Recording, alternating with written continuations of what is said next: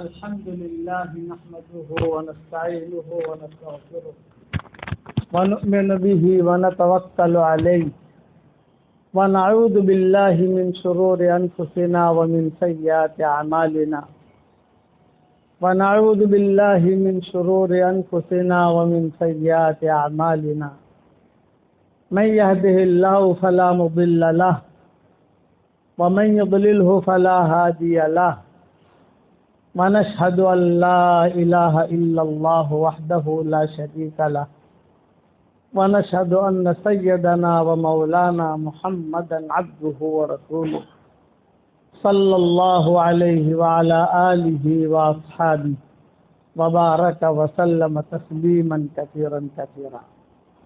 أما بعد فأعوذ بالله من الشيطان الرجيم.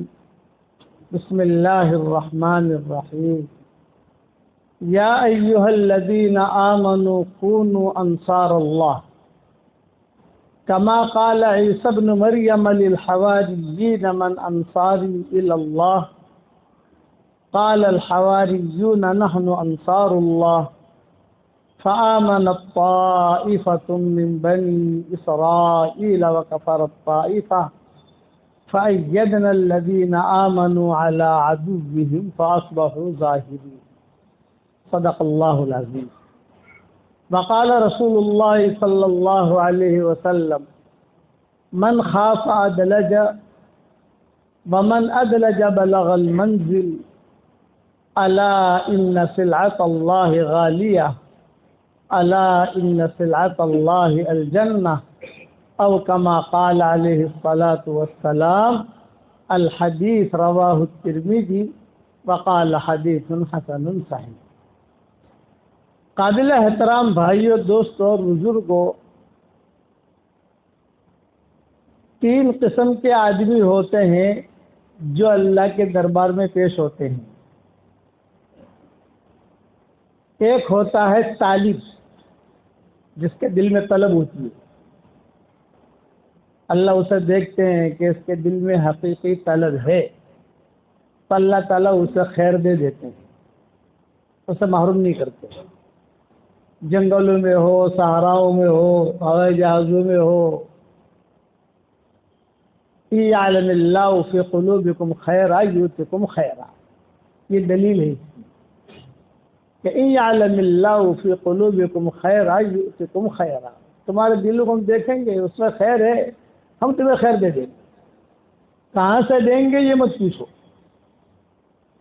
کبھی آپ کی مسجد کے امام سے دے دیں گے، کبھی جو ہے دوسری جگہ سے دے دیں گے، جناتوں کے ذریعے سے دیں گے، ہواؤں کے ذریعے سے دیں گے،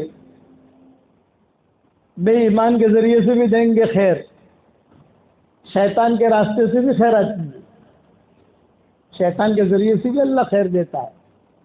ہم دیں گے کہ کبھی کبھی شیطان بھی اچھی بات بتا جاتا ہے. ابو ہریرہ کو آیت الکرسی سکھانے والا شیطان تھا، وظیفہ اس نے بتایا. حضور صلی اللہ علیہ وسلم نے بعد میں تصدیق کی. آپ نے فرمایا ہاں یہ جھوٹا ہے لیکن بات تمہیں صحیح بتا گیا. بخاری شریف کی حدیث ہے. تو طالب کو اللہ تعالیٰ کبھی بھی محروم نہیں کرتا، شرط یہ کہ اس کی دل کی کھڑکی کھلی ہوئی ہو. افلا يتدبرون القرآن ام على قلوب اقفالها. یہ قرآن میں کیا، قرآن تو یہ لوگ زیادہ دھیان سے دیکھتے نہیں ہیں کیا؟ دلوں پر تالے لگے ہوئے ہیں. گھر میں تالا ہو تو کوئی آدمی آئے گا نہیں. دل پر تالا ہوگا تو خیر کی بات نہیں اترے گی، اور دل کی کھڑکی کھلی ہوگی تو کہیں نہ کہیں سے خیر ڈھونڈتے ڈھونڈتے. حدیث شریف میں آتا ہے ان لربکم فی الدہر نفحات فتعرضوا لها. اللہ تعالیٰ کی طرف سے ربانی ہوائیں چلتی ہیں، ربانی ہوائیں، رحمت کی ہوائیں چلتی ہیں چلتی ہیں چلتی ہیں. جس کے دل کی کھڑکی کھلی ہے اس میں آ جاتی ہے. خراب سے خراب آدمی بھی جو ہے ولی بن جاتا ہے. کہ خراب سے خراب عورت ہے، وہ دل کی کھڑکی کھلی ہوئی ہے، ہدایت کے وقت آ جاتا ہے. حضور صلی اللہ علیہ وسلم کے زمانے میں ایک فاحشہ عورت تھی، صحابہ سارے مدینہ والے اس سے ڈرتے تھے. 3 عورتوں کے قصے حدیثوں میں آتے ہیں، 2 مکہ کی اور 1 مدینہ کی. یہ تینوں عورتیں ٹاپ تھیں گناہ کے اندر. مکہ میں ایک لڑکی تھی سارا، جو گانا گاتی تھی. سارا حجاز اس کا گانا سننے آتا تھا مکہ میں.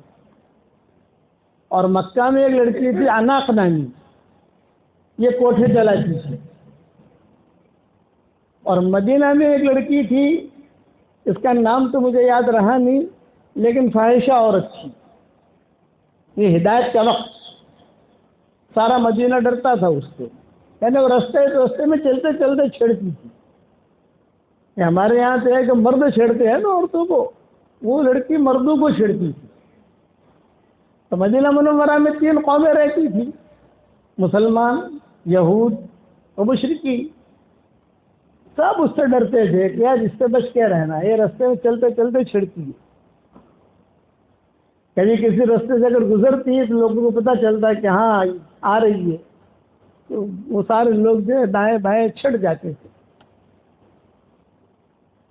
تو ایک مرتبہ کا قصہ یہ ہوا کہ رسول اللہ صلی اللہ علیہ وسلم کسی اونچی جگہ پر بیٹھ کر شریعت کھا رہے تھے اور وہ گزر رہی تھی. تو صحابہ کو یہ فکر ہوا کہ یار یہ جو ہے کہیں اس کا رخ حضور صلی اللہ علیہ وسلم کی طرف نہ ہو جائے. یار بیٹھے بیٹھے شریعت کھا رہے ہیں اور اونچی جگہ تھی تھوڑی، وہاں بیٹھے بیٹھے آپ صلی اللہ علیہ وسلم شریعت کھا رہے تھے. شریعت کا جملہ حدیثوں میں آتا ہے. روٹی چور کر جو کھائی جاتی ہے، یہ ہماری برادری میں خاص عادت ہے. روٹی چورتے کھاتے ہیں، اس کو شریعت کہتے ہیں. عرب لوگ اسے پھر پکاتے ہیں، گرم کرتے ہیں. شیخ حذیفی نے ہماری دعوت کی اپنے گھر پر، تو انہوں نے ہمیں شریعت کھلایا. ہماری پوری فیملی کی دعوت کی. سردی کی راتیں تھی، میری والدہ بھی حیات تھی، سب کو لے کر. تو انہوں نے کہا ہاذا شریعت، ہاذا سنت نبینا صلی اللہ علیہ وسلم، یہ ہمارے نبی کی سنت ہے، کھاؤ. 2 بڑے بڑے تھالے آئے، ایک مردوں کے لیے ایک عورتوں کے لیے. تو حضور صلی اللہ علیہ وسلم شریعت کھا رہے تھے بیٹھے ہوئے، اور وہ عورت جو ہے وہ چلی حضور کی طرف. صحابہ دور سے دیکھ رہے ہیں کہ کیا کریں، یا تو جا کر اس کا ہاتھ پکڑ لیں یا اس کو روکے. اور چلتے چلتے سیدھے حضور کے سامنے آ کر کھڑی ہو گئی. ان یعلم اللہ فی قلوبکم خیرا یؤتکم خیرا، تمہارے دلوں میں خیر ہوگی ہم تمہیں خیر دے دیں گے. اب آ کر رسول صلی اللہ علیہ وسلم سے بات کر رہی ہے. بات یہ کر رہی ہے انت تاکل کما یاکل العبد، میں ایسا کھاتے ہو جیسے تو غلام کھاتا ہے. حضور سے بات کر رہی ہے. انت تاکل کما یاکل العبد، جو غلام کھاتا ہے ویسا کھاتے ہو آپ. آپ نے فرمایا انا عبد من عباد اللہ، میں اللہ کے بندوں میں سے ایک بندہ ہوں، اللہ کا غلام ہوں، اس طریقے سے کھاتا ہوں. تو دوسرا سوال کیا، انت تاکل وحیدا ولا تطعمونی، اکیلے کھا رہے مجھے نہیں کھلا رہے. وہاں اخلاق تھے حضور صلی اللہ علیہ وسلم کے، بد اخلاقی نہیں تھی. بد اخلاقی کی وجہ سے اچھے اچھے ہیرے گم ہو جاتے ہیں. بد اخلاقی کی وجہ سے اچھے شوہر گم ہو جائیں گے، اچھی بیویاں گم ہو جائیں گی، اچھے پارٹنر گم ہو جائیں گے، اچھے امام گم ہو جائیں گے. وہاں اخلاق تھے. انت تاکل وحیدا ولا تطعمونی، کیا آپ اکیلے کھا رہے ہیں مجھے نہیں کھلاتے. تو آپ نے کیا کہا، بھائی لے کھا لے. آپ نے لقمہ اٹھایا، لقمہ اٹھا کے دیا، لے کھا لے. تو کیا کہہ رہی ہے، نہیں پہلے نے کہا کھا لے، بھائی میں کھا رہا ہوں تو بھی کھا. کہا نہیں اپنے ہاتھ سے کھلاؤ. تو حضور نے ہاتھ میں لیا لقمہ، لے بھی کھا لے. تاخر اسے کہا نہیں اپنے منہ کا لقمہ کھلاؤ. یہ حدیثوں میں آتا ہے اپنے منہ کا. ارے سب دیکھ رہے، کون دیکھ رہا ہے، صحابہ. لیکن اس کی دل کی کھڑکی کھلی ہوئی کہ ماحول تھا نا مدینہ کا، ماحول میں آدمی جو ہے وہ پسند جاتا ہے. ایک نورانی ماحول تھا مدینہ منورہ میں، نورانی معاشرہ. نورانی اخلاق، امیٹیشن اخلاق نہیں، نفاق نہیں. آج ہمارے پاس اخلاق ہیں لیکن امیٹیشن ہے. لیکن مارکیٹ میں مال ہے، مال نہیں ہے ایسا نہیں ہے. دنیا کے لیے ہوائی جہازوں میں اخلاق نہیں ہے، مولوں میں اخلاق نہیں ہے، دکانداروں کے پاس اخلاق نہیں ہے. کتنی میٹھی باتیں کریں گے وہ، لیکن مال وہاں وہ چیز نہیں تھی کہ اتنی گندی عورت. ارے اسی قسم کا سارا کا قصہ ہے، اسی قسم کا اناج کا قصہ ہے. اناج کے قصے میں تو قرآن کی آیتیں نازل ہو گئی، سارا کے قصے میں قرآن کی آیتیں نازل ہو گئی. اس کے بارے میں قرآن کی آیتیں تو نازل نہیں ہوئی لیکن حدیثوں میں آیا. انت تاکل کما یاکل العبد، ایسا کھاتے ہو جیسے غلام کھاتے ہو. آپ جواب دے رہے ہیں بہت محبت سے، انا عبد من عباد اللہ آکل کما یاکل العبد. آخر میں اپنے منہ کا لقمہ کھلاؤ. اطعمنی ما فی فیک، فیک کہتے ہیں فم کو، منہ، اپنے منہ میں جو حضور نے اپنے منہ سے لقمہ نکالا اور اس کو دیا، وہ اس نے کھایا. کھاتے ہی حدیث شریف میں آتا ہے اس پر حیا شرم غالب ہو گئی، آپا بن گئی، حقیقی آپا. وہ لقمہ کھانے کے بعد مدینہ منورہ میں کبھی بھی اس صورت میں نہیں دیکھی گئی جس صورت میں پہلے لوگ دیکھتے تھے اسے. بہترین دیندار بنی، حیا آ گئی، حیا کا پردہ اوڑھ لیا، آپا بن گئی. آپا بننے کے بعد پھر اس کا نکاح بھی ہوا، بڑے بڑے لوگ اس کے پیٹ سے پیدا ہوئے. فقہا، محدثین اس کی نسل میں چلے. نسل چلتی ہے نا، وہ نسل میں چلے. فَإِنْ يَعْلَمِ اللَّهُ فِي قُلُوبِكُمْ خَيْرًا يُؤْتِكُمْ خَيْرًا. دل میں خیر ہوگی ہم تمہیں خیر دے دیں گے، جاؤ. اور دل میں خیر نہیں ہوگی، مزاج میں تنقید. میں نے کہا 3 قسم کے آدمیوں کو اللہ دیکھتا ہے. ایک طلب والے کو دیکھتا ہے، طلب والے کو اللہ راستے میں چلتے چلتے بھی دے دیتا ہے. کہ طلب والا جو ہوتا ہے راستے میں چلتے چلتے بھی اسے ہدایت ملے گی، وہ ڈھونڈتا ہے کہ یار مجھے کہیں سے کوئی چیز اچھی مل جائے. اسی لیے کتابوں میں ہے نا، دیوار کے اوپر بھی کہ اگر کوئی اچھی چیز دیکھو تو آپ جو ہے اسے لے لو. یہ بھی اللہ کا لشکر ہے آپ کے لیے، تو کچھ پتہ نہیں اس کے اندر میرے لیے کیا خیر چھپی ہوئی ہے.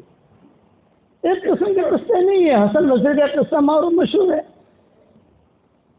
عبداللہ بن مبارک کا قصہ مشہور اور معروف ہے.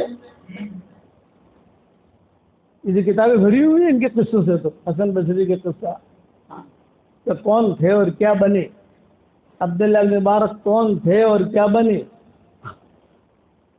تو آدمی ہمیشہ اللہ تعالیٰ سے ایک دعا کرے کہ اللہ تو مجھے اچانک کا خیر دے دے. جب اللہ سے اچانک خیر مانگے گا تو اللہ دے گا. یہ خیر والا ہے، طالب کو اللہ محروم نہیں کرتا. ہمارے والد صاحب رحمۃ اللہ علیہ فرماتے تھے کہ ہمارے بیان میں جو لوگ بیٹھتے ہیں 3 قسم کے ہوتے ہیں. ایک تو طالب ہے، طلب لے کر آتا ہے تو اللہ تعالیٰ اس کو دے دیتا ہے، بیان نیکی ہوگا. یہ مولانا یوسف صاحب رحمۃ اللہ علیہ فرماتے تھے.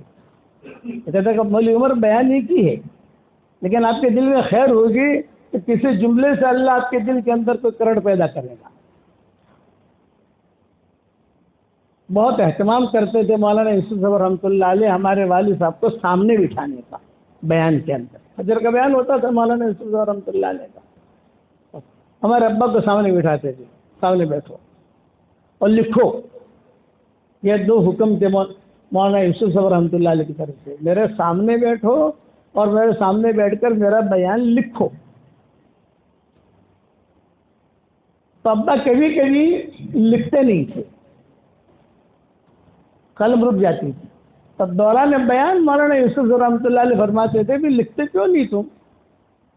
حضرت یہ قصہ جو موسیٰ علیہ السلام کا بیان کرتے ہیں، یہ قصہ تو میں کئی مرتبہ لکھ چکا ہوں اور سن بھی چکا ہوں، بیان بھی کر چکا ہوں.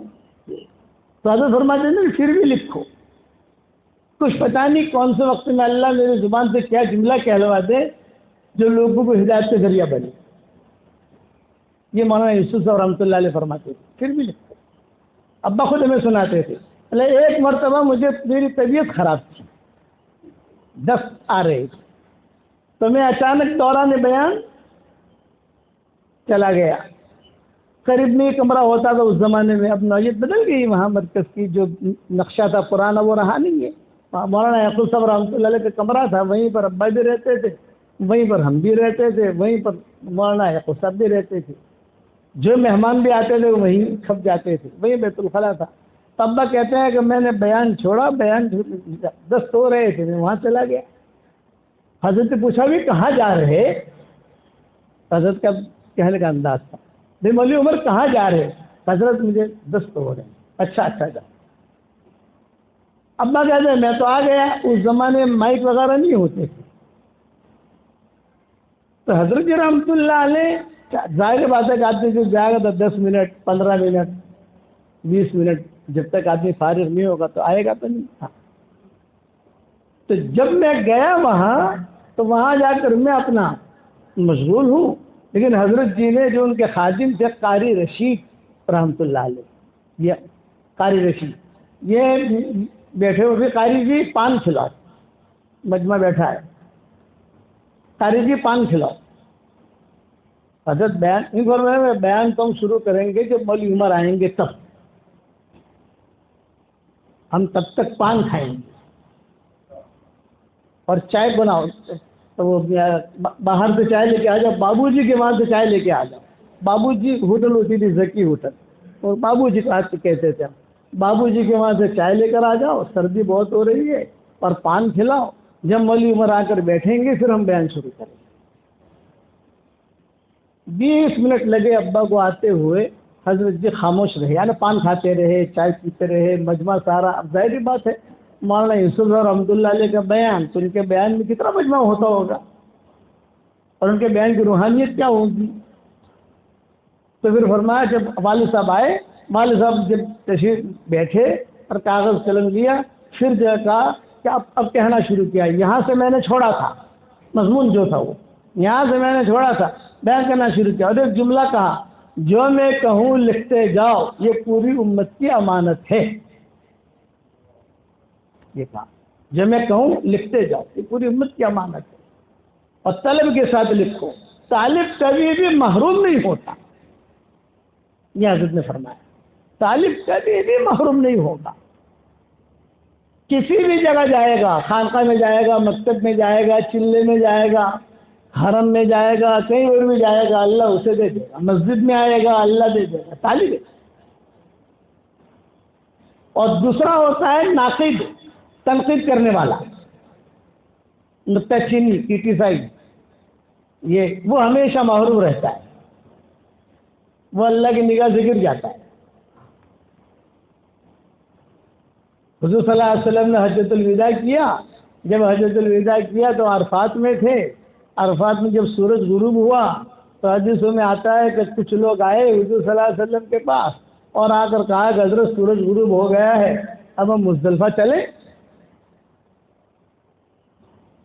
تو آپ نے فرمایا محل خیر، مجھے ایک ساتھی کا انتظار ہے، میرا ساتھی ہے جو میری اونٹنی پر پیچھے بیٹھا ہے، مجھے اس کا انتظار ہے، وہ آتا ہے پھر چلتے ہیں۔ یہ آپ نے جواب دیا۔ چنانچہ آتا ہے کتابوں میں کہ تھوڑی دیر ہو گئی، سورج غروب ہو گیا، اب مزدلفہ جانا ہے، تو پھر وہی لوگ آئے اور انہوں نے آ کر کہا کہ سورج تو غروب ہو گیا، لوگوں نے اپنے کجاوے کس لیے اور اب مزدلفہ چلنا ہے، تو چلے۔ تو آپ نے پھر کہا محل خیر، میرا ساتھی آئے گا تو لے کے چلوں گا نا، میری اٹھنے پر بیٹھا ہوا ہے۔ اتنے میں حضرت اسامہ آئے۔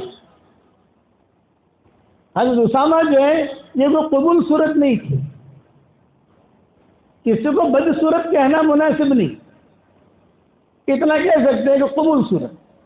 بد صورت کیوں؟ ارے تو بہت بد صورت ہے، یہ نہیں کہہ سکتے۔ کیوں کہ اللہ تعالیٰ نے قرآن میں کہا ہے هو الذی خلقکم وصورکم فاحسن صورکم، اس نے تم کو پیدا کیا ہے تمہاری صورتیں بنائی اور تمہاری صورتیں اچھی بنیں. جسے اللہ اچھا کہے مجھے برا کہیں. اتنا کہ جو آنکھ کو نہ لگے وہ دل کو کیا لگے. قبول صورت میری آنکھیں قبول نہیں کرتی اسے. ٹھیک ہے. تو وہ قبول صورت نہیں تھی حضرت اسامہ. تو جب وہ آئے تو ان لوگوں نے کیا کہا, وہ جو کہہ رہے تھے نا حضرت چلیں چلیں چلیں چلیں, حضور اللہ کا نبی اس لونڈی کی وجہ سے انتظار کرتا رہا. نہ شکل نہ عقل, کہ شکل بھی نہیں ہے عقل بھی نہیں ہے, اور اس کا انتظار کرتا رہا. حدیث یہاں تک ہے انہوں نے زور سے کہا کہ انتظار کرتے رہے اس لڑکے کے لیے, لونڈے کے لیے. نہ شکل ہے نہ عقل ہے, اور اتنا بڑا آدمی اللہ کا نبی اتنا بڑا, اور عرفات کا میدان, سارے بڑے بڑے لوگ موجود ہیں. تو صدیق اکبر بیٹھے ہوئے تھے وہاں. صدیق اکبر نے کہا ان لوگوں کے نام لکھ لو, ان کے چہرے دیکھ لو, کون سے قبیلے سے ہیں یہ دیکھ لو. انہوں نے تنقید کی ہے عرفات میں اسامہ پر, یہ فتنوں میں مبتلا ہوں گے. یہ ابو بکر نے کہا عرفات کے میدان میں, کبھی ان کو دیکھ لو, ان کو پہچان لو, یہ کون لوگ ہیں, من ہاؤلا, کون سے قوم کے ہیں, کون سے قبیلے کے, یہ فتنوں میں مبتلا ہوں گے. ناقد محروم رہتا ہے. چنانچہ روایت میں یہ تو آپ کا حجۃ الوداع تھا نا, یہ آخری عیش تھا حضور صلی اللہ علیہ وسلم کا. اس کے بعد تو حضور صلی اللہ علیہ وسلم کا انتقال ہو گیا. تو فرمایا کہ جب حضور کا انتقال ہوا, قرب و جوار میں جو لوگ مرتد ہوئے, ان مرتد لوگوں میں وہی قبیلہ تھا جس نے عرفات میں اسامہ پر تنقید کی. اللہ نے ایمانی کھینچ لیا, مرتد ہو گئے فتنوں میں. تو دوسری قسم یہ ہوتی ہے, اللہ تعالیٰ 3 قسم کے لوگوں کو دیکھتا ہے. ایک طالب ہمیشہ اوپر جاتا ہے. سلمان فارسی میں طلب تھی, وہاں فارس سے اٹھا کر مدینہ لے آئے اور سلمان فارسی بنا دیا. بلال کو حبشہ سے اٹھایا اور یہاں لے آئے. شعیب رومی کو سمندروں میں ڈبایا, جہاز میں معمار تھے شعیب رومی جہاز تھا, وہ ڈوبا. وہ ڈوبنے کی وجہ سے لوگ تیرتے تیرتے سمندر کے کنارے پہنچے, تو شعیب رومی بھی انہی میں تھے. کچھ لوگ ڈوب گئے, کچھ لوگ آ گئے. تو شعیب رومی کو وہاں سے اٹھایا, مکہ لائے, مکہ لا کر اللہ نے ہدایت دی. شعیب رومی بن گئے رضی اللہ تعالیٰ, بڑے آدمی. ابو ذر غفاری بھی اس وجہ سے آئے. طلب کھینچ کے لاتی ہے. اور ناقد جو ہوتا ہے ایک محروم ہوتا ہے. صدیق اکبر نے کہا کہ دھیان میں رکھنا, وہ قوم جنہوں نے عرفات پہ تنقید کی تھی مسلمان تھے, حضور کے انتقال کے بعد مرتد ہو گئے سارے کے سارے. زکوٰۃ کا انکار کر دیا, زکوٰۃ میں رسی دیتے تھے وہ منع کر دیا, وہ ہم نہیں دیں گے. بے اللہ کا نبی کیسے مرتا ہے, نبی تو مرنا نہیں چاہیے. سوالات. حضور کے انتقال کے بعد جو حالات آئے وہ حالات نہیں, یہ حالات بڑے خطرناک تھے.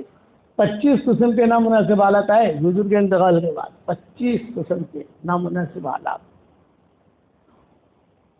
تو سب سے پہلے یہ قوم کی ارتداد کی خبر پہنچی. تو صدیق اکبر نے کہا میں نے تمہیں کہا تھا عرفات میں نے تنقید کی تھی, اللہ نے ان کے سینے سے ایمان کو کھینچ لیا. اور تیسرا آدمی ہوتا ہے قناعت. ہاں یہ مضمون تو میں نے سنا ہے, یہ مضمون تو میں کئی مرتبہ سن چکا ہوں, ہاں یہ قصہ تو میں نے فلاں جگہ پڑھا ہے, ہاں یہ. ابا فرماتے تھے وہ اوپر بھی نہیں جاتا نیچے بھی نہیں آتا, وہ لٹکتا اٹکتا رہتا ہے, وہ منزل میں آگے نہیں بڑھے گا. تو ٹاپ 1 ہے تعلیم, طلب کے ساتھ. جماعت میں جائے طلب کے ساتھ, مسجد میں آئے طلب کے ساتھ, کسی اچھے آدمی کے پاس بیٹھے طلب کے ساتھ. طلب کے ساتھ نکلے گا آدمی تو اسے کچھ نہ کچھ دعا مل جائے گی, کسی کی دعا مل جائے گی, کسی کی نظر اچھی نظر, جیسے بری نظر لگتی ہے اچھی نظر بھی لگتی ہے. العین حق ہے نا, کہ بری نظر لگتی ہے تو کسی اچھے آدمی کی نظر بھی اچھی لگتی ہے, کہ اونچا کر دیتا ہے آدمی کو. حسن بصری کے زمانے میں بہت خراب لڑکا تھا, بہت خراب لڑکا. جوانی میں بچپن میں یتیم ہو گیا، ماں تھی، بہت مال تھا اس کے پاس، ایک ہی لڑکا، جوان ہوا تو جوانی میں اس نے پیسے اڑانے شروع کیے، ماں نے جو ہے اس کی تربیت کی وجہ سے دوسرا نکاح نہیں کیا، حالانکہ مال بہت تھا۔ حسن بصری کے زمانے میں قصہ معروف مشہور ہے، بہت مالدار عورت، یہ لے کر آئی حسن بصری کے پاس بیٹے کو، جو کہا کہ حضرت یہ تو بہت بگڑ چکا ہے، اور آپ جانتے ہو میرے شوہر کو کتنا بڑا مالدار تھا، کتنا تھا، لیکن مانتا ہی نہیں ہے۔ حسن بصری نے جو دیکھا اس کی طرف، بھائی طبیعت ٹھیک ہے آپ کی، اللہ آپ کو ہدایت دے۔ اس نے کہا ٹھیک ہے، وعدہ کر کے جاوے، پھر جا کر وہی کام کرے جو کرتا تھا۔ لیکن حسن بصری تھے، کیونکہ پہلے ان کی زندگی بھی ٹھیک نہیں تھی، بعد میں بنے حسن بصری۔ عبداللہ بن مبارک تھے، پہلے زندگی ان کی ٹھیک نہیں تھی، لیکن بعد میں بنے عبداللہ بن مبارک۔ کبھی بھی ہماری شریعت میں مایوسی نام کی کوئی منزل نہیں ہے، مایوس ہو جائے آدمی نہ، لیکن امت جو ہے وہ سوئی ہوئی ہے، مری ہوئی نہیں ہے۔ سوئے ہوئے کو جگایا جا سکتا ہے، مرے ہوئے کو نہیں جگایا جا سکتا۔ کوئی مر گیا تو کیا جگاؤ گے آپ؟ کوئی آدمی اپنے ہاتھوں سے اپنی دونوں آنکھیں چھوڑ دے، پھر اللہ سے روشنی مانگے تو اللہ روشنی دے گا اسے؟ اپنے ہاتھوں سے اپنا دل ختم کرے آدمی، پھر کہاں سے دن آئے گا اس کے بعد؟ اس لیے دل کی کھڑکی کھلی رکھو۔ حدیث کی دعاؤں میں آتا ہے اللہم افتح اقفال قلوبنا، اے اللہ میرے دل کی کھڑکیوں کو کھلا رکھ، تالا کھول دے، بس وہ طرف کھلا رہے گا تو ربانی لہریں چلتی ہیں، کبھی تہجد میں چلتی ہیں، کبھی اجتماعات میں چلتی ہیں، کبھی دینی مجلسوں میں چلتی ہیں، کبھی جمعہ کے دن چلتی ہے، کبھی اچھے مہینے میں چلتی ہے، کبھی کوئی قصہ سن لیا اس پر چلتی ہے، اور دل میں چوٹ پڑ گئی اور آدمی چل پڑا۔ اس کے موت کے وقت قریب آ گئے نوجوان کے، تو اس نے کہا کہ اللہ پاک معافی مانگتا ہوں، معاف کر دے، معاف کر دے، معاف کر دے، معاف کر دے۔ انتقال ہوا، انتقال ہوتی ہی ماں نے کہا کہ اس کا جنازہ کون پڑھے گا؟ حسن بصری نے دروازہ کھٹکھٹایا، کون؟ کہا حسن بصری۔ اوہو، میرے گھر پر حسن بصری؟ آدمی کو خوشی ہوتی ہے کہ اتنا بڑا آدمی، کسی اللہ والے کا قدم آپ کے گھر میں پڑ جائے، یہ بھی سعادت مندی سمجھو۔ تو اللہ والا آپ کے گھر میں آ جائے وہ بڑی چیز ہے۔ ارے میرے گھر پر حسن بصری، میرے گھر پر حسن بصری۔ دروازہ کھولا، ففتحت الباب، یوں کہا کہاں ہے بیٹا؟ یہ میں قرآن کا درس تیار کر رہا تھا، تھوڑی آنکھ لگی تو میں نے خواب میں دیکھا کہ کہنے والا کہہ رہا ہے کہ حسن میرے ولی کا انتقال ہو رہا ہے، جنازہ پڑھو، اس پر تمہاری بھی مغفرت ہو جائے گی۔ حسن بصری نے خود نے اعلان کے، بڑے آدمی تھے، اعلان کیا، ہزاروں آدمی آئے، حسن بصری نے جنازہ پڑھا، جنازہ پڑھ کر اس کو دفن کیا۔ رات کو خواب میں دیکھا کہ وہ لڑکا کہنے والا کہہ رہا ہے کہ حسن بصری، اللہ نے جس نے جنازے کی نماز پڑھائی اس کو بھی معاف کر دیا، جس نے پڑھی اس کو بھی معاف کر دیا، اور جس قبرستان میں یہ دفن ہوا ان سب قبر والوں کو اللہ نے معاف کر دیا۔ ان عالم اللہ فی قلوبکم خیرا جئتکم خیرا۔ اللہ تعالیٰ ہم سب کی دل کی کھڑکیوں کو کھلا رکھے، بند مت ہونے دو۔ سمجھتے ہم گنہگار ہیں، خراب ہیں، لیکن دل کی کھڑکی کھلی رکھو، پھر بات اتر جائے گی۔ اللہ ہمیں عمل کرنے کی توفیق عطا فرمائے۔